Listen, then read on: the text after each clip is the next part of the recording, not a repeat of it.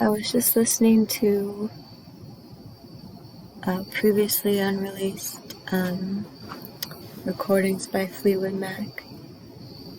It's pretty nice. I'm gonna read from this crazy old magazine again.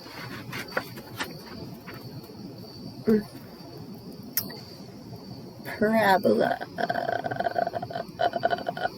Oh my god. This is the weirdest thing to practice. Magazine of Myth and Tradition, Parabola. This is from 1988. That's okay. This one's short.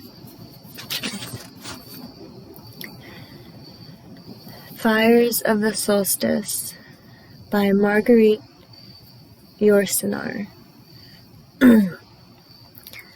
The winter solstice has Christmas as its festival.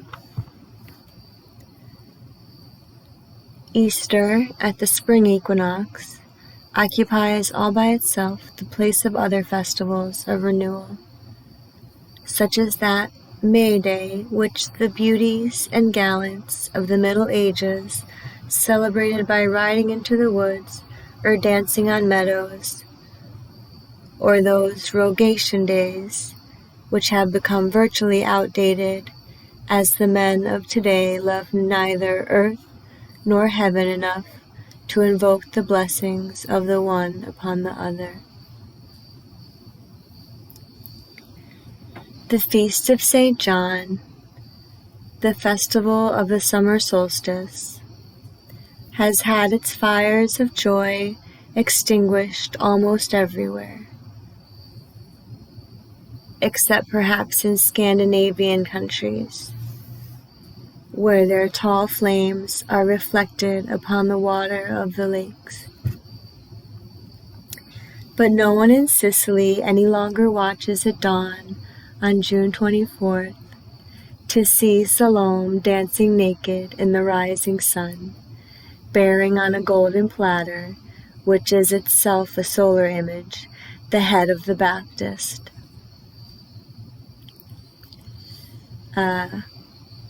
There are exceptions. Scattered here and there, the old rites survive.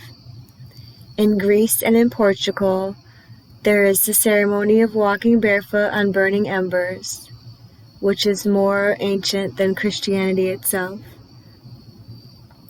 Florence has its fireworks, and in Greece and some small villages of France, children roll in front of them wheels adorned with candles. That sounds crazy. What? But all this is hardly connected in the people's minds with the antique glory of Sol Invictus.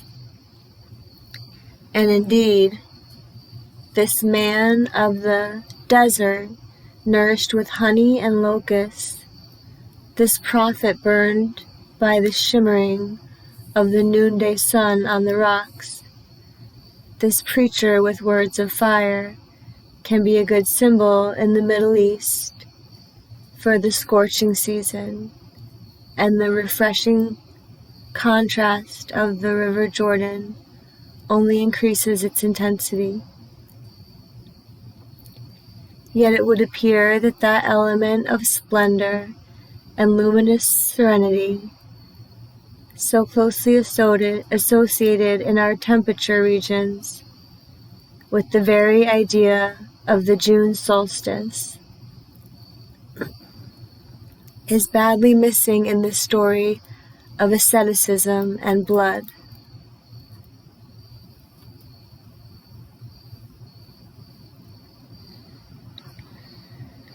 There are other Christian festivals of summer. Pentecost, with its mystical flames, and Corpus Christi, with its rustic floral profusion around the monstrance. But they have never been felt to be the festivals of summer. That season which is a festival in itself lacks, properly speaking, a festival of its own. Nevertheless, it would appear that in France, our Chinese lanterns and fireworks on the 14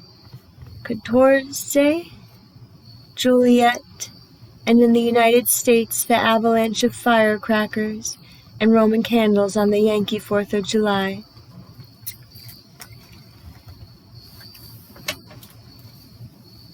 Answer man's age-old need to reproduce on Earth a great solar episode, to add a bit more, if he can, to the heat and light which fall from the sky.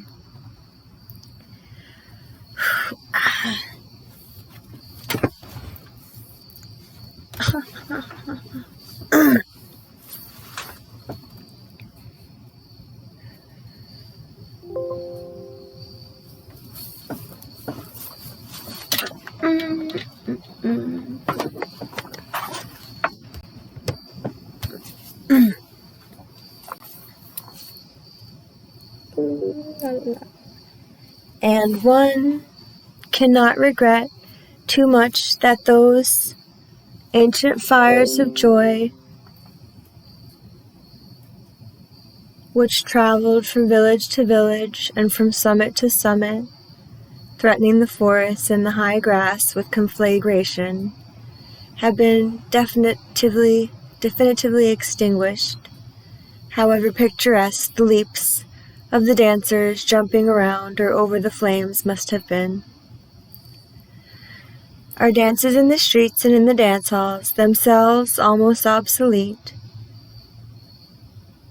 have in their own way taken their place, but they are desacralized, except perhaps for a few drops of patriotism instilled into the consciousness of the dancers by some of the images d'épinal, some French thing, out of our history. And it may be that the vast, almost panicky summer exodus of today is some solar rite without a name.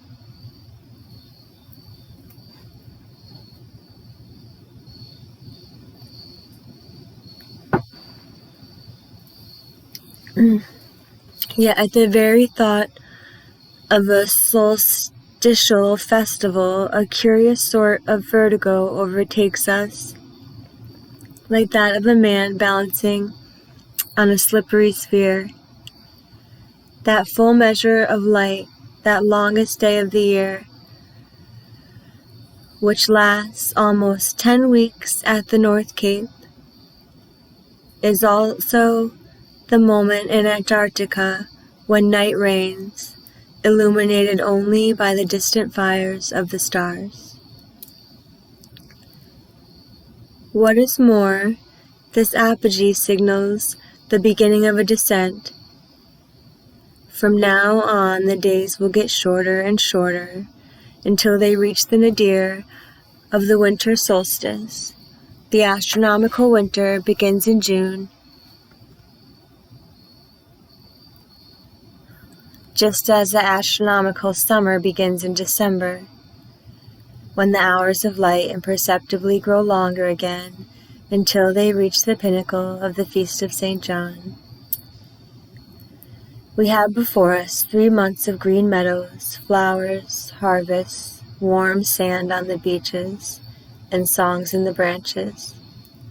But the movement of the skies is already preparing our winter, as in the depths of winter it prepares the summer. We are caught in this rising and falling double helix. Wer will doch du bist so schön, which means stay with me, you are so beautiful. Faust could have said to the June solstice.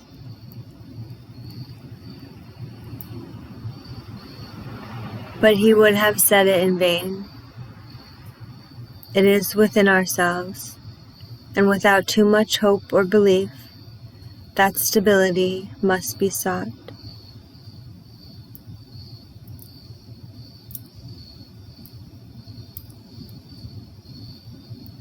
This comes to a conclusion really fast. More. It's excerpted from the forthcoming collection of essays, That Mighty Sculptor, Time, by Marguerite Yourcenae. Translation 1988 by Walter Kaiser. Originally published in French in 1983. Jeez, no wonder. She's like afraid to say anything else.